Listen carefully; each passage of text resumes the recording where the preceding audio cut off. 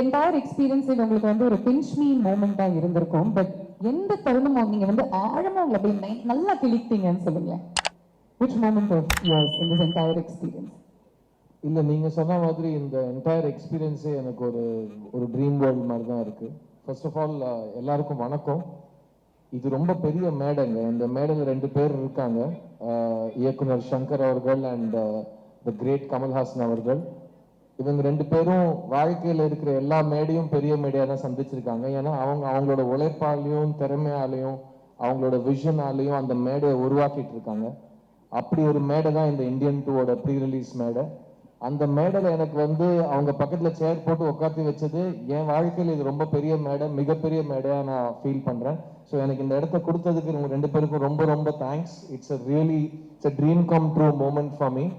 And எனக்கு director இந்த படத்தை கூப்பிட்டு இந்த வாய்ப்பை கொடுத்தது என் வாழ்க்கையில் 2வது முறை எனக்கு வாய்ப்பு கொடுக்குறாரு. 22 வருஷத்துக்கு முன்னாடி கூப்பிட்டு ஒரு வாய்ப்பு கொடுத்தாரு. அந்த வாய்ப்பை நான் பயன்படுத்தி என்னோட கனவையும் உழைப்பையும் போட்டு 20 வருஷம் வந்துட்டேன். இப்போ இன்னொரு வாய்ப்பு கொடுத்துருக்காரு. இந்த வாய்ப்பை வச்சு நான் அடுத்த 20 வருஷம் ஓட்டிப்பேன்னு எனக்கு ரொம்ப கான்ஃபிடென்ஸாக இருக்கு. ஸோ இயக்குனர் சங்கருக்கு இந்த 2 வாய்ப்பு எனக்கு கொடுத்ததுக்கு ரொம்ப ரொம்ப நன்றி. அண்ட் என் பக்கத்தில் உட்காந்துருக்கிறவர் வந்து நான் சின்ன வயசுலேருந்து கனவுல பார்த்துருக்கேன், இப்போ ரெகுலராக நேரில் பார்க்குறேன்.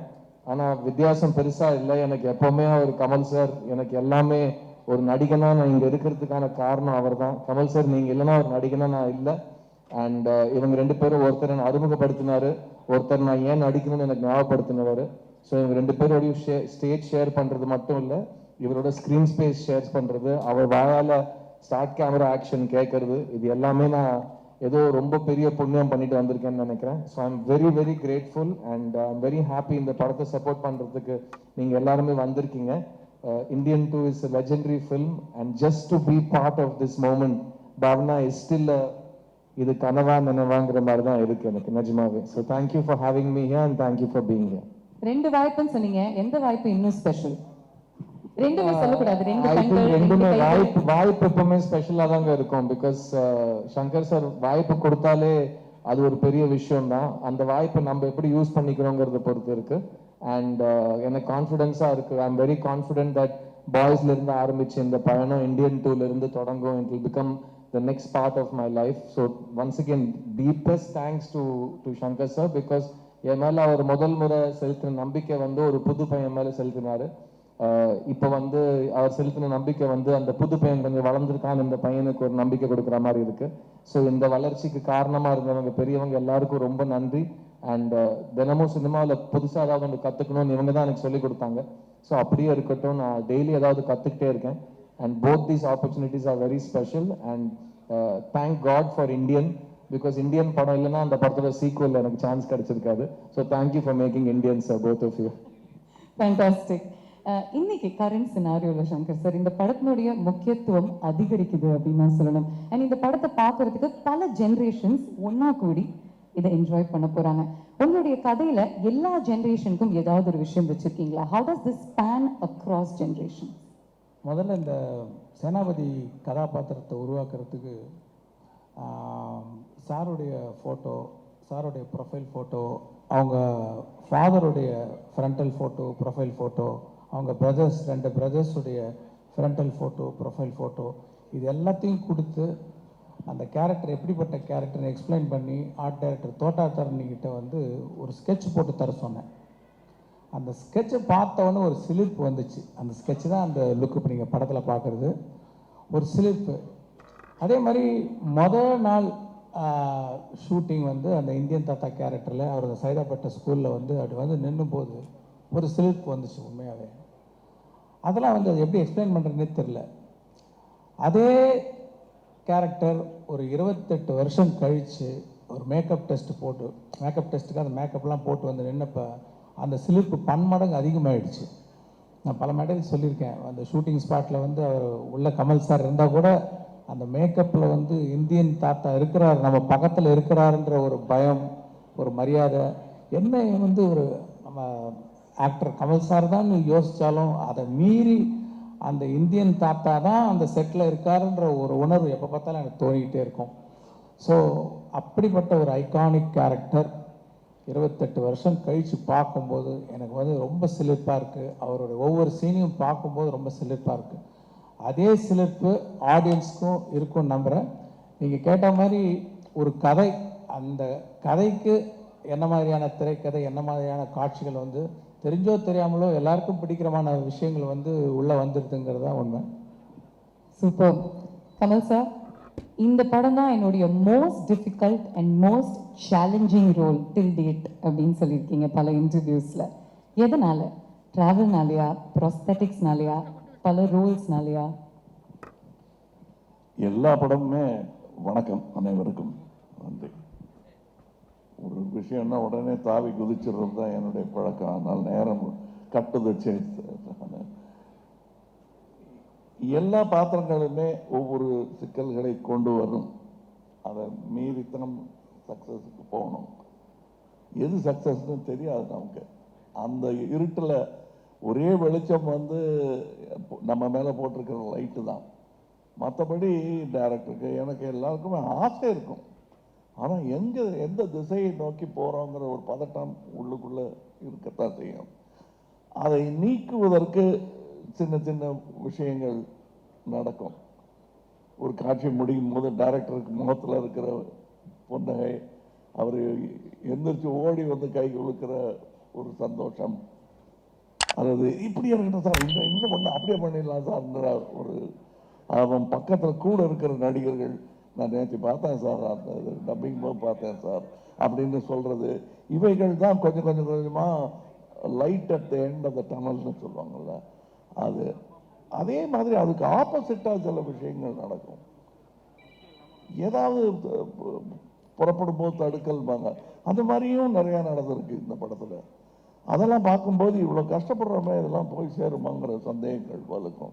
விபத்துக்கள், கோவிட், கூட நடித்த கலைஞர்கள் வந்து பேசிகிட்டு இருந்தோம், நல்ல ஆரோக்கியமாக பேசிகிட்டு இருந்தோம், சரி நாளைக்கு பார்க்கலாம் அப்படின்னு சொல்லிட்டு போனவங்களை பார்க்க முடியாமல் போனது, இதெல்லாம் ரொம்ப பயமாக இருந்தது. இவ்வளவு நிகழ்வுகள் ஒரே படத்தில் எனக்கு இதுவரை நடந்ததில்லைன்னு சொன்னால் அது மிகையாகாது.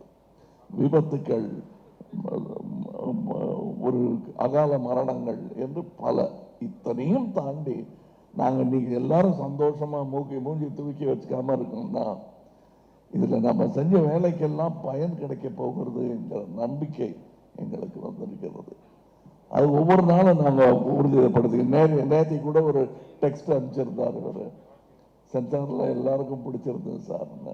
அவங்க ஜாஸ்தி பேசவே மாட்டாங்க, ஏன்னா பேச்சு கொடுத்தா அது வேற எதுக்கு வம்பு, இது சொன்னாங்க விட்டுட்டாங்க, கொஞ்சம் கருணையாக அதிகமாக காட்டிட்டாங்க சங்கருக்குன்னு சொல்லிடுவாங்க.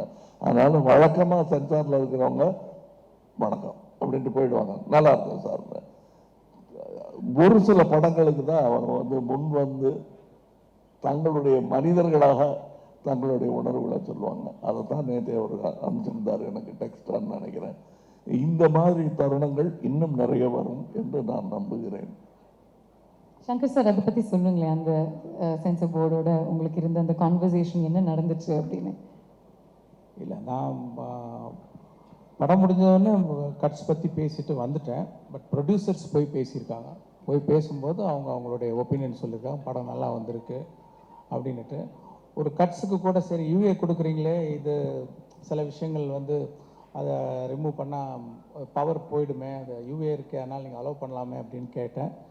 கேட்கும்போது நம்மளுடைய டீமுக்கு அவங்க சொல்லியிருக்காங்க, படம் நல்லா வந்திருக்கு, ஃபேமிலியெல்லாம் உட்காந்து பார்க்க போகிறாங்க, இதுக்கு எதுக்கு இதை கொடுத்துருங்களேன் அப்படின்னு சொன்னாங்க. சரி, நான் கொடுத்துட்டேன். இதுதான் நடந்த விஷயம். ஃபேண்டாஸ்டிக். ஏன்னா எல்லாருமே பார்க்கக்கூடிய படமாக இருக்கணும் அப்படிங்கிற மைண்ட் செட்டோடு தான் நீங்கள் எடுத்திருக்கீங்க. And you work for 6 years to release this baby of yours அப்படிங்கும்போது it's exciting. And Kamal sir, நீங்கள் வந்து இமோஷ்னலி சொன்னீங்க the highs and lows that you experienced. ஆனால் ஒர்க் வைஸ் சேனாபதி அவருடைய கேரக்டரை தாண்டி, இந்த மேக்கப் லுக்கை தாண்டி 6 வெவ்வேறு கதாபாத்திரங்கள் நீங்கள் வந்து ப்ளே பண்ணியிருக்கீங்களா? அதை பற்றி சொல்லுங்கள். அதாவது நாங்கள் ஃபஸ்ட்டு இந்தியன் எடுக்கும்போது அதான் தமிழ்லேயே ரொம்ப அதிகமான பட்ஜெட்டு, பயமாகவே இருந்தது, அது ஒரு குற்றச்சாட்டாகவே வைக்கப்பட்டது. ஆனால் இப்போ பார்க்கும்போது அந்த இந்தியன் குடும்பம் ஒரு நடுத்தர குடும்பம் தான், இது நல்ல வசதியான குடும்பம். அதற்கு எப்படின்னா வசதினா வெறும் பணம் மட்டும் இல்லைங்க, இதில் திரட்டக்கூடிய திறமைகள், தொழில்நுட்ப கலைஞர்கள், இவங்கெல்லாம் வந்து ஒன்று நினைப்போம், அது அடுத்த படத்தில் ஏதாவது வசதி வந்ததும் வச்சுக்கலாம் சார், நல்லா இருக்கு, அந்த படத்தில் பார்த்தோம், வெளிநாட்டு படத்தில் பார்த்தோம், பட் அவ்வளோ காஸ்ட்டும் அது பண்ண முடியாது. பிரிட்ஜான் தருவார் கோய படமாக வேணால் பார்க்கலாம், நம்ம கட்ட முடியாத பாலம் அப்படின்லாம் தோணும் இல்லை. அதையெல்லாம் தைரியமாக இறங்கி செஞ்சுருக்காரு. அதாவது படம்னு பார்க்கும்போது எல்லாரும் படம் நல்லா இருக்கு, ஃபர்ஸ்ட் ஹாஃப் செகண்ட் ஹாஃப்னு அப்படி பேசிட்டு போயிடுறாங்க. ஆனால் எத்தனை பேருடைய உழைப்பு இருக்கிறது இதில். எனக்கு இதெல்லாம் பழக்கமே கிடையாது, இத்தனை வருடங்கள் நான் இருந்திருக்கிறேன். ஒரே படத்தில் இத்தனை கலைஞர்கள் பெருந்தன்மையுடன் ஒத்துழைத்து செய்வது. அதாவது சில கவிஞர்கள் எழுத மாட்டாங்க, நான் எழுதுவேன். இப்போ என் நண்பர் வைரமுத்து இருக்காரு, அவர் வந்து நான் எழுதுறேன் 7-8 பேரோட நான் எழுத மாட்டேன்னு நடுவில் சொல்லிட்டு இருந்தார். என்ன மாதிரி 1-2 பேருக்கு சலுகைகள் கொடுப்பார் அவர். ஆனால் இதில் ஸ்டண்ட் மாஸ்டர் இல்லையா, வேற யார் வேறு ஹெட் ஆஃப் த டிபார்ட்மெண்ட் பல பேர் இதில் சேர்ந்து வேலை செஞ்சுருக்காங்க, நடன இயக்குநர்கள். அண்டு அது எனக்கே ரொம்ப சந்தோஷமாக இருந்துச்சு. எனக்கு எப்பவுமே நடிகர்கள் எல்லாம் ஒன்றா சேர்ந்து நடிக்கிறது, திறமையான நட்சத்திரங்கள் ஒன்றாக இணைவது, இதெல்லாம் எதுக்கு வம்பு? இது ஒரு நட்சத்திரமே கஷ்டம், இன்னும் இது வேற ரொம்ப ஜாஸ்தி இழுத்து விட்டுக்கூடாதுன்னு ப்ரொடியூசர்ஸ் நினைப்பது உண்டு.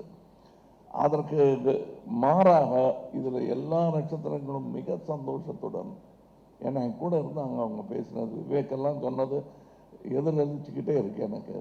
நெடுமுடி வேணும் போன்ற திறமைகள், இவர் சித்தார்த்த போன்றவர்கள், இவங்கெல்லாம் காட்டின அந்த உற்சாகம் இருக்கிறது இல்லை, கொஞ்சம் நமக்கே சந்தேகம் வரும், இவ்வளோ சந்தோஷப்படுறாங்களே அது நிஜமாவா அப்படின்னு நான் கேட்டிருக்கேன் அவர்கிட்ட. அவங்க மூஞ்சில் அடித்த மாதிரி கையில் சத்தியம் பண்ணி சொல்லிட்டாங்க அவங்க. அதனால் நான் நம்புகிறேன், இவங்களையெல்லாமும் நான் நம்புகிறேன். இதில் இருந்த சின்ன சின்ன சின்ன டெக்னீஷியன், அசிஸ்டன்ட் டைரக்டர், இப்போ கூட நான் மேடைக்கு வந்தபோது முதல் தடவை ஒரே வாட்டி ட்ரெஸ்ஸை பார்த்து ஓகே சொன்னது இதுதான், இந்த ட்ரெஸ் நான் போட்டிருந்தேன் டைரக்டர் சார், நல்லா இருக்கு, ப்ரமோஷன்ஸ்ல கூட வேற மாத்த சொல்லுவாரு, நல்லா இருக்கு சார், இல்லைன்னா அப்படி சுற்றி சுற்றி நடப்பாரு. அந்த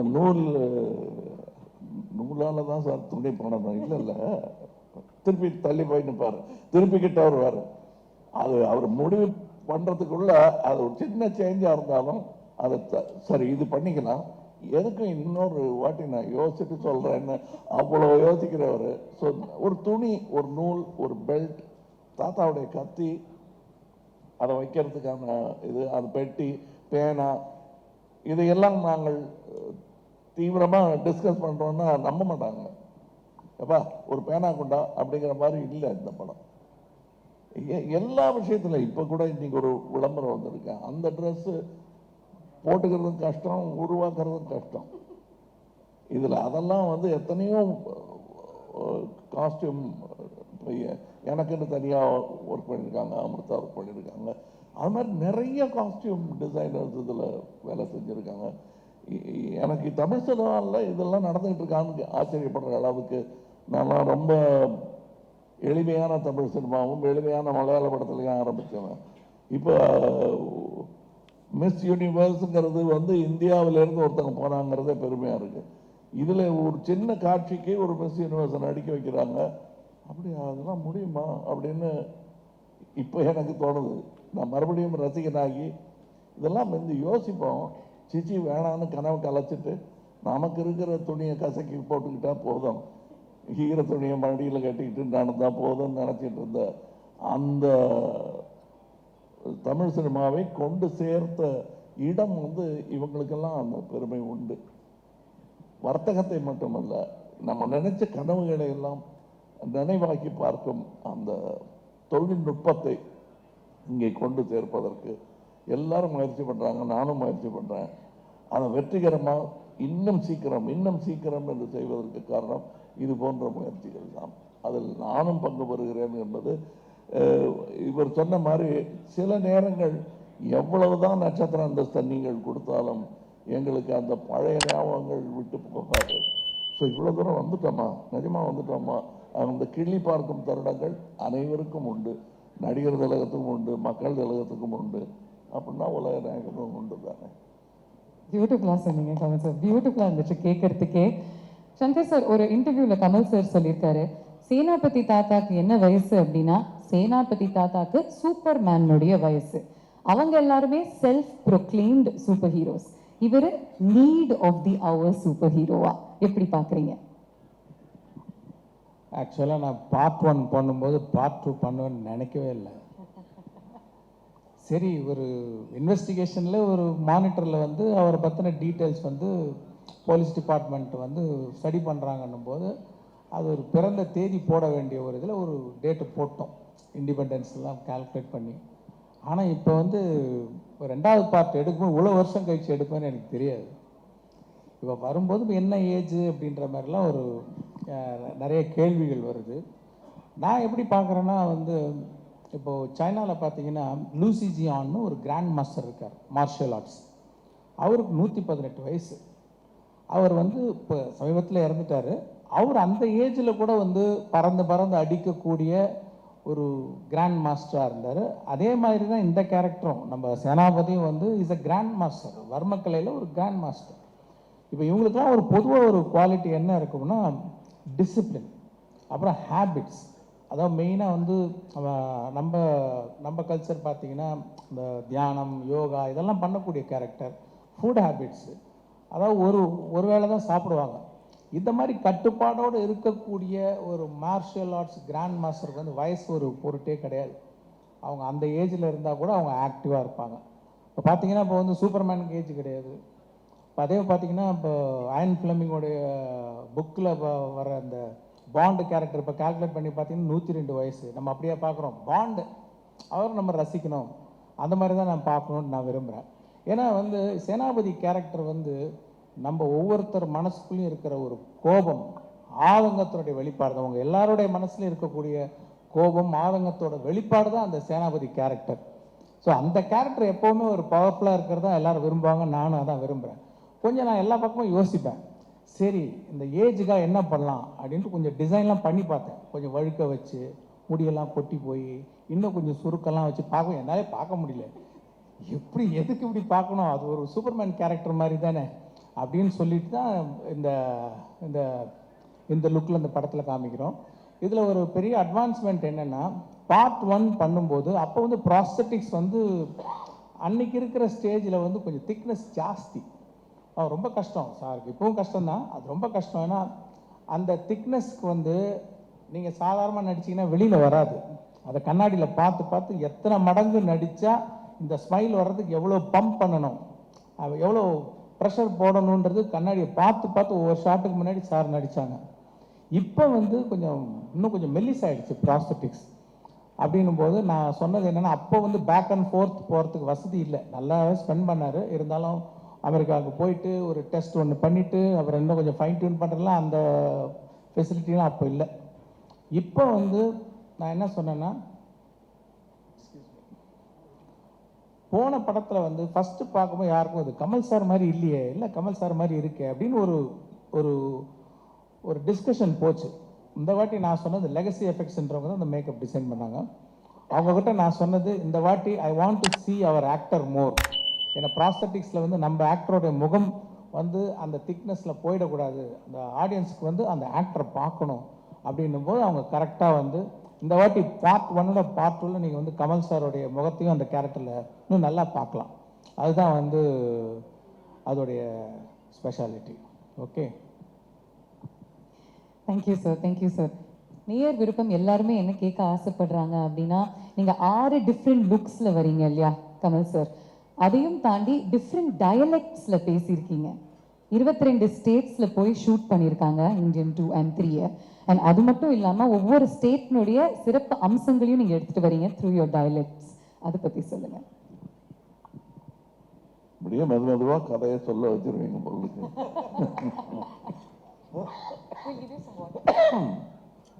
பட் உண்மை என்னன்னா, முதல்ல இந்த படத்தை பார்க்க போகிறவர்கள், பார்க்க போகிறவங்க சாதாரண ரசிகர்கள், நானும் அதான் வச்சுக்கங்களேன். இப்போ என்ன செய்ய போகிறாங்க? இப்போ எனக்கு பதிலாக இன்னொரு நடிகரை வச்சே ஒரு இந்தியன் 2 பண்ணுறாருன்னு வச்சுக்கோங்க, அவரோட தம்பி வந்துட்டாருங்க அப்படின்னு பண்ணுறாருன்னு வச்சுக்க, நான் என்ன வழக்கமாக சொல்லுவேன்னா, அது வயிற்றுச்சல் கூட கிடையாது. அதான் பார்த்துட்டோமே என்ன இருக்கு அப்படின்னு. பழம்புளிக்குங்கிற ஒன்று இருக்கும். இன்னொன்று என்ன சொல்லுவோன்னா, தாத்தா வருவார், அந்த உரமம் குத்துவார், அவ்வளோதானே. அதான் பார்த்துட்டோமேங்கிறது தான். அது கடும் விமர்சனம் அதான் வைப்பாங்க ஃபஸ்ட்டு. எல்லா வெற்றிக்கும் முன்னாடியும் அது ஒன்று. தெரியுமே, சங்கர் படம்னா நிறைய பாட்டு, பிரம்மாண்டம் அவ்வளோதானே. என்ன பிரம்மாண்டம் அவ்வளோதானே? அதை எப்படி நம்ம போய் அவங்க கூட வாதாடுறது? அதுக்கெல்லாம் ஒரே பதில், நாம் திரைக்கதை அமைக்கும் விதம்தான். இந்த கேள்வியெல்லாம் அவங்களே பதில் சொல்லி அவங்களே ஒத்துக்கிட்டு சாரி சொல்லாமல் எங்களை பாராட்டி விட்டு வெளியே போகணும். அதற்கான முன்னேற்பாடை அவர் பண்ணாருங்கிறது தெரிஞ்சதுனால தான் நான் படமே ஒத்துக்கிட்டேன். ஏன்னா இதே கேள்வியோட தானே நான் அவர்கிட்ட போயிருப்பேன். 2வது செய்யலாங்கும் போது அதான் பண்ணிட்டோம் சாருங்கிறது தான் மனசில் ஓடிக்கிட்டு இருக்கோம். இருந்தாலும் கௌரவம் மரியாதை காரணமாக சொல்லுங்க சார், என்ன அதே தான் இருக்கும் அப்படின்னு நினச்சிட்டு இருக்கும்போது சில வியப்புகளை ஒரு கதாசிரியனாக, ஒரு நடிகனாக என்னக்குள் அவரால் ஏற்படுத்த முடிந்தது. அதெல்லாம் இதில் இருக்குது. லாங்குவேஜ் பேசுறது, அதான் நீங்கள் பேசியிருக்கீங்களா அப்படின்ட்டா முடிஞ்சு போச்சு. நீங்கள் ஏகஜிக்கல்லையில் பேசியிருக்கீங்க, மரச்சரித்திரால வட்டார வழக்கு பேசுவீங்க, பிரம்மாண்டில் பேசியிருக்கீங்க, அதெல்லாம் பார்த்துட்டோமே அப்படின்ட்டா எல்லாம் பார்த்துட்ட மாதிரி ஒரு ஃபீலிங் இருக்கும். The way he has brought about it, இந்த படத்துக்கும் அதற்கும் என்ன, இது சும்மா பல்வேறு ட்ரெஸ்ஸில் நிற்கிற ஒரு அலங்கார பொருளாக இல்லாமல் ஒரு காரணத்தோட அதில் வச்சிருக்காரு. அது கொஞ்சம் கஷ்டமான விஷயம்தான். அதுவும் என்ன பண்ணிட்டாருன்னா, அவர் அந்த மாதிரி வித்தியாசமான மொழிகள் வர்ற நேரத்தில் வசதியாக, நடிகனுக்கு வசதியாக ஷாட் வைக்கல, அவர் கதைக்கு வசதியான ஷாட்டு தான் வச்சார். அவர் நடிகனுக்கு என்னென்னலாம் இடைஞ்சல் உண்டோ, மூஞ்சியில் பிளாஸ்டர் ஒட்டி, ட்ரெஸ்ஸும் போட்டு, லைட்டு நிறைய போட்டு, ஏசிலாம் பண்ணாங்க. பட் அதுக்கெல்லாம் தாண்டி இன்னும் சொல்ல போனால் சில ஷூட்டிங் கேன்சல் பண்ண வேண்டியதாக இருந்தது. உள்ளெல்லாம் எறும்பு விடுற மாதிரி இருந்தது சார், ரொம்ப முடியல அப்படின்னு சொல்லி அரை மணத்தோட என்னை விட்டாங்க. 3-4 நாள் மறுபடியும் வேலை செய்ய முடியல. இதையெல்லாம் கடந்து எனக்கு இப்போ இந்த காட்சி அமைப்பு சொல்லிட்டு இருந்தேன், வேற்று மொழியில் பேசணும், அதை நீளமான இதில் ஒரே ஷாட்டில் பேசணும், கரெக்டாக இருக்கணும், பல்வேறு ஆக்ஷன்ஸை அதில் சேர்த்து வச்சிருப்பாரு. இதெல்லாம் நீங்கள் படம் பார்க்கும்போது கிடைக்கிற சந்தோஷம் தனி. செட்டில் இருந்தவங்களே அதை ரசித்தாங்க. இன்னும் சொல்ல போனால் இவரே ரசித்தார் அதை. அதுதான் எனக்கு ஃபஸ்ட்டு ஆடியன்ஸ் ரியாக்ஷன். அதெல்லாம் இருக்குது படத்தில். பட் அது ரொம்ப விளாவரியாக இப்போ நடிச்சு காட்டுன்னு சொல்லி மிமிக்ரி மாதிரி பண்ணி அதை கெடுத்துடக்கூடாது. டெஃபினட்டாக இல்லை, நீங்கள் இவ்வளோ இன்டெப்த் சொல்லும் பொழுது, அந்த காட்சிகள் நாங்கள் பார்க்கும் பொழுது உங்களுடைய வார்த்தைகள் எங்களுடைய காதில் ஒலிக்கும். We'll remember these words. அதனால் இது சூப்பர்ஃபிஷியலாக பார்க்க மாட்டாங்க யாருமே. தே நோ எவ்வளோ டெப்த்தோட நீங்கள் ஒவ்வொரு விஷயத்தையும் யோசிச்சு பண்ணியிருக்கீங்க, எவ்வளோ ஹார்ட் ஒர்க்கோடன்னு. பிடிச்சி போச்சுன்னா எங்களுடைய ஒரு சில பிழைகளை மன்னிச்சுட்டு நல்லா பண்ணியிருக்காரு அப்படின்றத வழக்கமான ஒரு வார்த்தை. குழந்தைய கொஞ்சிற மாதிரி கொஞ்சிடுவாங்க. அப்படித்தான் என்ன 60-65 வருஷமாக கொஞ்சிட்டு இருக்காங்க. அதுக்கு என்றென்றும் நன்றி கடன் பட்டவன். ஏன்னா நான் பண்ண எல்லாமே பர்ஃபெக்டாக பண்ணிட்டேன். நான் உலக சினிமாக்களை நான் பார்த்துக்கிட்டு இருக்கேன். என்னை விட சிறப்பாக நான் செய்த காட்சிகளை வேறு உருவத்தில் அவர்கள் செய்யும்போது அட்டே இப்படி பண்ணியிருக்கலாமே நீ யோசிக்க வைக்கக்கூடிய இளைஞர்கள் நிறைய பேர் இன்னைக்கு வந்துட்டாங்க. அதுக்கு நடுவில் என்னை அன்பின் காரணமாக மட்டுமே தோளில் தூக்கி வைத்திருக்கிறார்கள் என்ற சந்தேகம் எனக்கு ரொம்ப நாள் உண்டு. ஆனால் என்னென்னா அதோடைய சிஜி, அந்த பெரிய பேர்டு கேரக்டர் ஒரு சிஜி கம்பெனி ப்ராமிஸ் பண்ண டயத்தில் அந்த நான் எதிர்பார்த்த மாதிரி அவங்களால டெலிவர் பண்ண முடியல. அப்படின்னும் போது அதை அப்படியே படத்தில் விட்டால் அது கண்டிப்பாக ஸ்பாயில் பண்ணிவிடுன்றக்க திருப்பி ஸ்க்ராட்ச்லேருந்து அந்த பேர்டை க்ரியேட் பண்ண வேண்டிய ஒரு சுச்சுவேஷன் வந்துச்சு. ஸோ அந்த பேர்டை திருப்பி க்ரியேட் பண்ணி அதோட போஸ்ட் ப்ரொடக்ஷன் விஎஃப்எக்ஸ்லாம் முடியறதுக்கு 1 வருஷம் ஆகும் அப்படிங்கிற ஒரு சூழ்நிலை வந்தது. அதுக்குள்ளே நான் அந்த கதையை ரெடி பண்ணிட்டேன், சார்கிட்டையும் ஃபுல்லாக சொல்லிட்டேன். அவங்களும் அந்த கதை பிடிச்சிருக்குன்னு சொன்னாங்க. ஸோ பிப்ரவரி, அதாவது இந்த 2.0 நவம்பர் ரிலீஸ் ஆச்சுன்னு நினைக்கிறேன், அக்டோபர் ஆர் நவம்பர். பிப்ரவரியில் நாங்கள் ஷூட்டிங் போகிறதுக்கு ரெடி ஆகிட்டோம் இந்தியன் படத்துக்கு. சாரும் பிப்ரவரி டேட்ஸ்லாம் கொஞ்சம் ஒதுக்கி வச்சு போயிடலாம் அப்படின்ற மாதிரி சொன்னாங்க. அப்போது ரஹ்மான் பேக்ரவுண்ட் ஸ்கோர் பண்ணிகிட்டு இருக்காரு. ஸோ 2.0 பேக்ரவுண்ட் ஸ்கோர் ஹெவி, ரொம்ப கஷ்டம். அது பெரிய பேர்டன் அவருக்கு. ஸோ அது மேலே நீங்கள் சாங்கையும் போய் கம்போஸ் பண்ணி கொடுங்கன்னு கேட்டோன்னா ப்ராக்டிக்கலாக it's very difficult for Rahman sir. அப்படின்னும் போது படம் ஆரம்பிக்கணும், ஆனால் பாட்டெல்லாம் வேணும் அப்படின்னும் போது இந்த பக்கம் வந்து அனிருத்தருடைய மியூசிக் வந்து நான் ரொம்ப ரசிக்க ஆரம்பிச்சேன். நான் எல்லாருடைய மியூசிக் லைக் பண்ணுவேன், லைக் யுவன் சங்கர் ராஜா அண்ட் ஹாரிஸ் ஜெயராஜ், அப்புறம் சந்தோஷ் நாராயண் நல்லா பண்ணிகிட்டு இருக்காரு. ஸோ எல்லாரோடையும் ஒர்க் பண்ணணும்னு எனக்கு வந்து ஒரு இது இருந்துக்கிட்டே இருக்கும். அப்போ அனிருத்துடைய மியூசிக்லாம் அவர் போட்டுக்கிட்டு வர பாட்டெலாம் எனக்கு ரொம்ப பிடிச்சிருந்தது. ஸோ அவர் இசையை நான் ரசிக்கிட்டு இருந்தேன். ஸோ இப்படி ஒரு சுச்சுவேஷன் வரவும் சரி இதை வந்து இதுக்கு மேலே பேர்டன் கொடுக்க வேணாம் ரஹ்மான் சாருக்குன்னு சொல்லிட்டு இந்த படம் வந்து அனிருத் பண்ணட்டும்னு சொல்லிட்டு டிசைட் பண்ணி அப்படி பண்ண படம் தான். சார் வணக்கம் சார். கமல் சார் உங்கள்கிட்ட ஒரு கேள்வி சார். தேவிமணி கேட்குறேன். ஒரு நிமிஷம் சார், மைக்ல மட்டும் உங்களுடைய கேள்விகள் கேளுங்க sir. Thank you very much. Hello Kamal sir, நான் ஊழல் தேவிமணி மட்டுமே கேட்குறேன். பத்தி எடுத்திருக்கீங்கன்னு வந்து கமெண்ட் வந்துருந்துச்சு. ஒரு கொஸ்டின் கேட்டிருந்தேன். நீங்க அதை மட்டுமே வந்து இப்ப மையமா Can you எடுத்துக்கிறீங்க. repeat your question இல்லைங்க, please? இப்போ நீங்கள் மற்ற படங்கள்லாம் பண்ணியிருக்கேன், காதலன் பண்ணியிருக்கேன். இல்ல இப்ப இருக்க ஜெனரேஷனுக்கு இப்ப வந்துட்டு நீங்க திரும்பி அதே பண்றப்ப இப்பயும் அந்த நீங்கள் மாதிரி பாருங்களேன், இப்போ பாருங்கள். இப்போ என்னென்னா இப்போ நீங்கள் நியூஸ் பேப்பர் எடுத்தீங்கன்னா வந்து வர நியூஸுக்கெல்லாம் பாருங்கள், அதெல்லாம் இருக்கு இல்லையா நியூஸில் இன்னும் வந்துட்டு தானே இருக்குது. அப்படின்னும் போது இல்லை சொல்லிட்டாருங்க பதில் சார். குட் ஆன்சர் சார், முடிச்சிட்டிங்க சார். சார் நான் தேவிமணி கேட்குறேன். அதாவது இந்த மாதிரி சமூக விழிப்புணர்வு உள்ள படங்களை வந்து அரசியல் கட்சிகள் வந்து தங்களுடைய வளர்ச்சிக்கு பயன்படுத்திக்குவாங்க. இந்த இந்தியன் 2 படத்தை உங்களுடைய அரசியல் அதாவது மன்னிக்கணும், உங்களுடைய அரசியல் பயணத்துக்கு பயன்படுத்துவீங்களா? நான் மட்டும் இல்லைங்க, நேர்மையான எந்த அரசியல்வாதியையும் பயன்படுத்திக்கலாம். அத்தனை நல்ல அரசியல் இந்த படம் பேசுகிறது. அதாவது பேன் இண்டியன் படமான்னு கேட்குறாங்க. கதாநாயகனே பேன் இண்டியன், அந்த கதையே பேன் இண்டியன். இந்தியா தான் இதுக்கு கதாநாயகி யாரும் இல்லையேன்னு கேட்டாங்க. பாரத மாதா தான் கதாநாயகி. அப்படி பார்த்துக்கலாமே. அது ஒரு தாய் மகனுக்கு உண்டான பாசக்கதையாக கூட இருக்கலாம். அது அவ்வளவு விஷயங்கள் இருக்கு.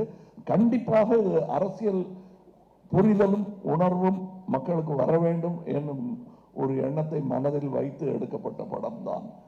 எனது கட்சிக்கு மட்டுமல்ல, அனைத்து கட்சிகளுக்கும் நல்ல யோசனை சொல்லக்கூடிய விஷயங்கள் இந்தியன் 2ல் இருக்கிறது. அதாவது மற்றவங்கெல்லாம் வந்து படம் பார்க்க வைக்கிறதுக்காக சொல்லலை, நல்ல அரசியல் பண்ண வைப்பதற்காக சொல்லுகிறேன். அது நன்றி சார். சங்கர் சார், அரசியல் சம்பந்தப்பட்ட எந்த கேள்வியும் வேண்டாம். ரிகார்ட்ஸ் டு தி மூவி நீங்க கேள்விகள் ஏன் அதை நான் கேட்குறப்ப சொல்றீங்க? நான் கேட்குறேன் சங்கர் சார், இந்த படம் அதாவது இந்தியன் வந்து அரசியல்வாதிகள் அதிகாரிகளோட ஊழலையும் குறையையும் தப்பையும் சொன்ன படம். ஆனா இப்போ ஒரு அரசியல்வாதியே இந்தியன் 2ல நடிக்க வச்சிருக்கீங்க. அப்ப சார் அரசியல் இல்லை, எப்படி ஹேண்டில் பண்ண கஷ்டமா இல்லையா உங்களுக்கு சார்? நான் அப்படிலாம் இல்லைங்க, நான் காமன் மேன் பாயிண்ட் ஆஃப் வியூவில் தான் படம் எடுக்கிறேன், கதை எழுதுறேன். அந்த பாயிண்ட் ஆஃப் வியூவில் தான் நான் எடுத்திருக்கிறேன். Okay, Thank you very much. Shalini here. Sir இந்த கொஸ்டின் வந்து ரெண்டு பொதுவான கொஸ்டின். இந்தியன் 1 வரும்போது இந்தியா எப்படி இருந்துச்சு, இந்தியன் 2 இப்போ வரும்போது இந்தியா எப்படி இருக்குன்னு நினைக்கிறீங்க? ஈவன் சங்கர் சாரும் அதுக்கு பதில் சொல்லலாம், கமல் சாரும் அதுக்கு பதில் சொல்லலாம். எஸ்பெஷலி சங்கர் சாரோட ஆரம்ப கால படங்கள்ல இருந்து அவரோட படங்கள்ல வந்து இந்த கரப்ஷன் இது மேல ஒரு கோபம் இருக்கும். நீங்க எது பர்சனலா வந்து பாதிக்கப்பட்டிருக்கீங்களா? நான் உங்கள் ஃபர்ஸ்ட் கொஸ்டின் என்ன? சாரி. இந்தியன் 1 வரும்போது இந்தியா எப்படி இருந்துச்சு, இந்தியன் 2 வரும்போது இந்தியா எப்படி இருக்கு? அந்த கேள்வி நான் உங்கள்கிட்ட கேட்கணும்னு விரும்புகிறேன், நீங்கள் சொல்லுங்கள் ப்ளீஸ். அப்ப நான் குழந்தையா இருந்தேன், அதனால தெரியல. சரி பெருசா. சரி. இப்போ இன்னமும் அந்த கரப்ஷன் சரியாகலன்னு தோணுது அப்படின்னு நீங்க நினைக்கலையா? நினைக்கிறேன். அவ்வளவுதான். ரெண்டு பேரும் ஒரே மேட்டர் பேசிட்டு இருக்கோம். எதுவோ மாறலையே கம் பேக் இண்டியன், எவனோ திருந்தலையே கம் பேக் இண்டியன். லஞ்சம் லஞ்சம் லஞ்சம், அதுதான் படம். வந்து பாருங்க. அடுத்த கேள்வி என்ன சொன்னீங்க? பர்சனலா உங்களுக்கு ஏதோ இந்த கரப்ஷன்னால பாதிப்புகள் உண்டாகி இருக்கா? நான் பாலிடெக்னிக்கில் சேரும்போது அப்போ வந்து income certificate, birth certificate, community certificate இதெல்லாம் நான் ப்ரொடியூஸ் பண்ண வேண்டிய ஒரு இது இப்போ ப்ரொசீஜர் இருக்குது. இப்போ அதுக்கு நான் அந்த சர்டிஃபிகேட் அலையும் போது நான் இந்த இதெல்லாம் பார்த்தேன், லைக் கொடுக்க வேண்டிய ஒரு சூழ்நிலை இருக்கும். அது என்ன இப்போ ரொம்ப பாதிச்சுது அப்போது. ஸோ அப்போ வந்து அது எனக்கு ஒரு வாய்ப்பு, ஒரு ஃபிலிம் மேக்கராக வரும்போது அதை நான் எக்ஸ்பிரஸ் பண்ணேன். அதுதான். Kamal sir last two Indian questions last two questions அத ஃபர்ஸ்ட் சொல்லிடுறோம். இந்தியன் ஒன்று வந்து நீங்க என்ன சொன்னீங்க, பர்ஃபார்மன்ஸ் பிரசன்ஸ்லாம் இப்போ இந்தியன் டூல சூப்பராக இருக்குன்னு. இந்தியன் ஒன்றில் உங்களோட ரொமான்ஸும் எவ்வளோக்கு எவ்வளோ அந்த ஊழல் எதிர்த்த அரசியல்வாதி ஈக்குவலாக இருந்ததோ அதை நாங்கள் இதுலேயும் எதிர்பார்த்தோம். இதில் இந்தியன் தாத்தாவை மட்டும் வரீங்களா, இந்தியனாகவும் வரீங்களா? பார்ட் 3லயாவது எங்களுக்கு ஏற்ற அந்த ரொமான்ஸும் இருக்குமா? ஏங்க என்னை தவிர யாருமே ரொமான்ஸ் பண்ணக்கூடாதுன்னு நீங்கள் எப்படிங்க சட்டம் போடலாம்? டைரக்டரே போடாத அந்த சட்டத்தை நீங்கள் போட முடியாது. உங்களுக்கு இப்போ பார்ட் 3 பற்றி பேசக்கூடாதுன்னு ஒரு இன்டரிம் இது வாங்கியிருக்காரு, கேக் ஆர்டர் வாங்கியிருக்காரு அவர். ஏன் சார் நீங்கள் அதுக்கு போயிட்டீங்கன்னா எல்லாம் அந்த பக்கமே பார்த்துட்டு இருக்காங்க, அது பேசாதீங்க சார் அப்படின்றாரு அவர். அதனால் நான் அதை பற்றி பேசலை, அதை பற்றி பேசவும் வேணாம். உங்களுக்கு நீங்கள் பாருங்கள், உங்களுடைய குறைகள் எல்லாம் தீரும். உங்கள் கேள்விக்கான பதில் அதிலும் இருக்கிறது, இதிலும் இருக்கிறது. கடைசி கேள்வி இது. சங்கர் சார், இங்க Kaushik from DD next sir. இந்த படத்துக்கு 3 ரைட்டர்ஸ் மொத்தம் வந்து நீங்க சூஸ் பண்ணிருக்கீங்க. 3 ரைட்டர்ஸ் ஒர்க் பண்ணிருக்காங்க இந்த படத்துக்கு. அண்ட் சார் இங்க சார் 3 ரைட்டர்ஸ் இந்த படத்துக்காக வந்து ஒண்ணா வந்திருக்காங்க. அண்ட் இது எந்த அளவுக்கு வந்து ஸ்கிரிப்ட் வந்து அந்த 3 ரைட்டர்ஸ் இந்த படத்துக்கு ரெக்வயர் பண்ணுது? அண்ட் அவங்க 3 பேரையும் ஒரே பேஜ்ல வந்து நீங்க வச்சதுக்கான அந்த ப்ராசஸ் பத்தி சொல்லுங்க sir. Because it's very interesting process. 3 ரைட்டர்ஸ்ங்கிறது ஒரு விஷனுக்காக வரதுங்கிறது, அதை பத்தி சொல்லுங்க சார்.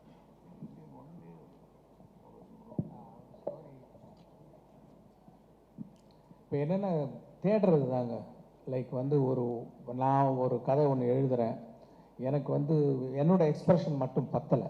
ஏன்னா நான் படித்த புஸ்தகங்கள், நான் கேள்விப்பட்ட விஷயங்களை பேஸ் பண்ணி நான் ஒரு கதையும் ஒரு திரைக்கதை ஒன்று எழுதுகிறேன்.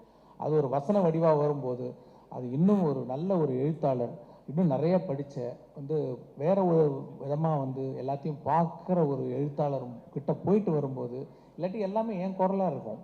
ஒரு ரைட்டர்கிட்ட போயிட்டு வரும் ஒவ்வொரு கதாபாத்திரத்துக்கும் வேறு வேறு குரல் ரொம்ப ஒரு அழகாக வரும். அது அந்த ஒரு காரணத்துக்காக தான் நம்ம வந்து ஒரு ரைட்டர்கிட்ட கொடுக்குறோம். அவங்க அதை பண்ணி கொடுக்குறாங்க. அது நமக்கு வந்து லேஸில் திருப்தி வராதுன்னா இன்னும் தேடிக்கிட்டே இருப்போம். இன்னும் தேடும்போது சரி இன்னும் ஒரு ரைட்டர்கிட்ட போகும்போது இன்னும் சில விஷயங்கள் கிடைக்கும் அப்படின்றதுக்காக ஃபஸ்ட் டைமாக நான் வந்து மல்டிபிள் ரைட்டர்ஸ் நான் ட்ரை பண்ணியிருக்கேன். தேடிட்ட குட் ஜாப். லைக் நிறைய கதையிலேயே இருக்கு, எங்கே வரும்னு கேட்காதீங்க, அது பேச முடியாது. பட் கதையிலேயே எங்கிருந்து இவன் கற்றான், எதனால் இதை கற்றான், யார் கற்றுக் கொடுத்தார்கள், இந்த விஷயங்கள்லாம் இருக்கு கதையில். அது பகுதி பகுதியாக சொல்லப்பட்டிருக்கிறது. என்னை பொறுத்தவரையிலும் அதுலேயே கூட எனக்கு என்ன தோணுச்சுன்னா, அடடா இன்னும் இதெல்லாம் சொல்லியிருக்கலாமே அப்படின்னு அவரே சொன்னார் இல்லையா, 2வது பகுதி எடுப்பதை பற்றி எண்ணமே இல்லை. இதே எப்படியாவது ஆடியன்ஸை கொண்டு போய் சேர்க்கணுங்கிற எண்ணம் தான் இருந்தது.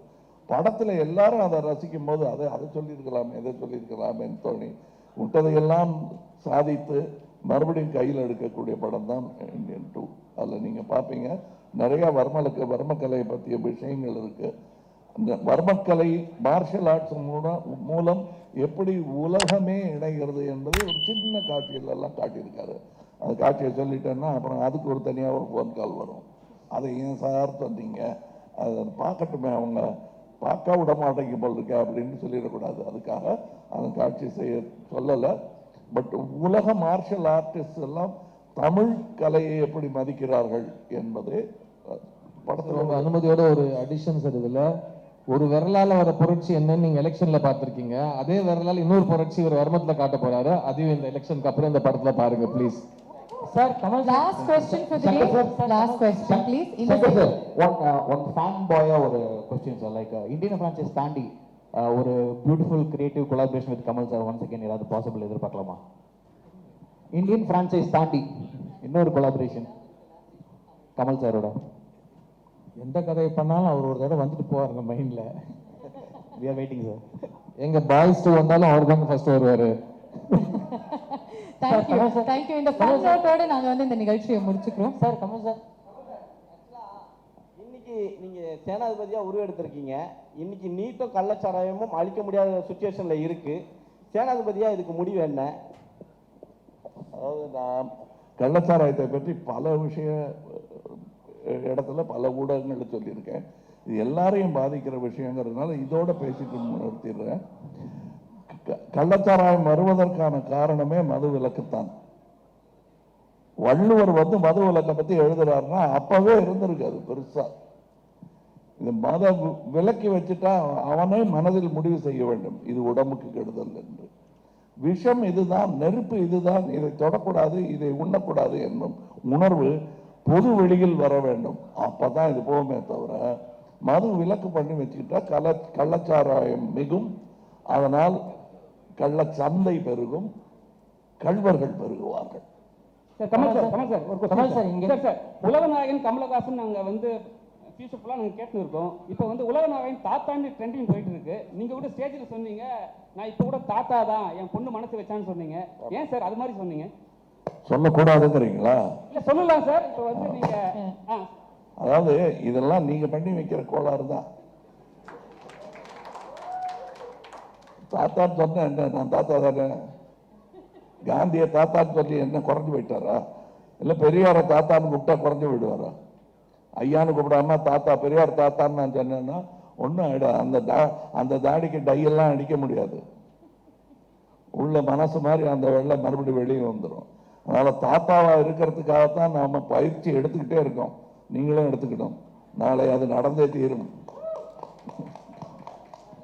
இந்த क्वेश्चन லாஸ்ட் இந்த क्वेश्चन உங்களுக்கு மட்டும் கேட்கலாம். தயாரிப்பாளர் சங்கத்துல சார் பாஸ் அவங்க வந்து இவ்வளவு நேரம் உட்கார்ந்துகிட்டு இருக்காங்க.